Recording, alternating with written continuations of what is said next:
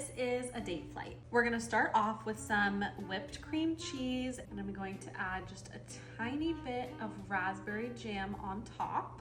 Now we're gonna do a bit of a savory one with a little bit of blue cheese with a couple of pistachios. And we're gonna top it with a tiny bit of honey.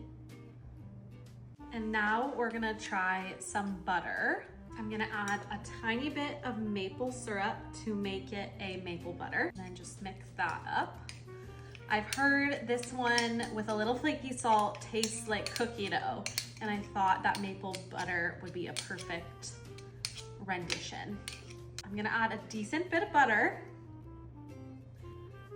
I didn't do too much because I'm a little scared of eating this much butter in one bite. And then we're gonna top it with my favorite, some flaky salt. And now we're gonna do a classic. We're gonna add a little bit of peanut butter on top. Just kind of smush the date down and top it with some melted chocolate. And then I'm gonna put this one in the freezer for a little bit. And then once it's out of the freezer, the chocolate will have like a little hard shell, and I'll add a little bit of flaky salt to that. Then next we're gonna add some goat cheese to a date. Gonna wrap it in a little bit of bacon, and then I'm gonna cook this in the oven. And here is the bacon wrapped date stuffed with some goat cheese out of the oven.